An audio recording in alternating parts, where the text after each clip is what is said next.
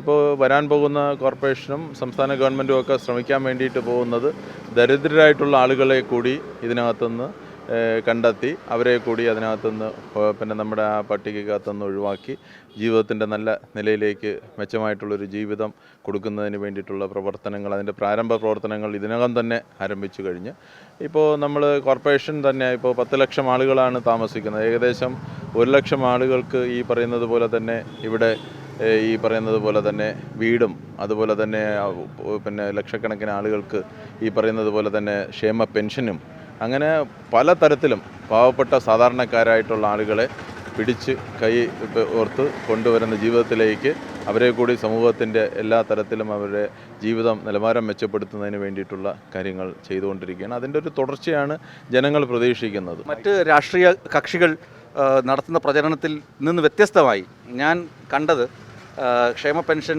വാങ്ങിയ ആളുകൾ, അതുപോലെ വീട് മെയിൻ്റനൻസിന് സർക്കാർ പൈസ കൊടുത്ത ആളുകൾ, വീട് കിട്ടിയ ആളുകൾ, അവരൊക്കെ പാർട്ടിക്കും രാഷ്ട്രീയത്തിനും ജാതിക്കും മതത്തിനുമൊക്കെ അതീതമായി വീട് വീടാന്തരം കയറി ഇടതുമുന്നണിക്ക് വോട്ട് അഭ്യർത്ഥിക്കുന്നുണ്ട്.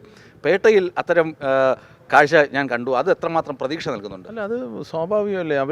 അവർ അനുഭവിച്ചതാണല്ലോ ഈ വികസനവും ഈ പറയുന്ന ക്ഷേമ പ്രവർത്തനങ്ങളും എല്ലാം അവരുടെ ജീവിതത്തിൽ അവർ അനുഭവിച്ച് കേരളത്തിലെ മുഖ്യമന്ത്രിയും കഴിഞ്ഞ മാരിയുടെ നേതൃത്വത്തിലുള്ള നഗരസഭയും ഇപ്പോഴത്തെ പിന്നെ സ്റ്റാൻഡിംഗ് കമ്മിറ്റി ചെയർപേഴ്സണും ഒക്കെ ആയിട്ടുള്ള ഇവിടുത്തെ കൗൺസിലറായിട്ടുള്ള സുജയദേവിയൊക്കെ നടത്തിയിട്ടുള്ള പ്രവർത്തനങ്ങൾ സത്യത്തിൽ ആളുകൾ അംഗീകരിക്കുകയാണ്. ഇപ്പോൾ നമ്മുടെ കൗൺസിലർ സുജയദേവിയൊക്കെ വീട്ടിൽ ചെല്ലുമ്പോഴത്തേക്ക് അവരുടെ ഒരു കുടുംബ അംഗത്തെ പോലെയാണ് അവർ മാറുന്നത്. അത്രത്തോളം ചേർത്ത് പിടിക്കുകയാണ്. അത് സ്വാഭാവികമായിട്ട് ഈ പ്രാവശ്യം ചരിത്രത്തിൽ ഏറ്റവും നല്ല വിജയമായിരിക്കും ഈ നഗരസഭയ്ക്കകത്ത് വരാൻ പോകുന്ന ദിവസത്തിൽ ഉണ്ടാകാൻ പോകുന്നതെന്നുള്ളതാണ്.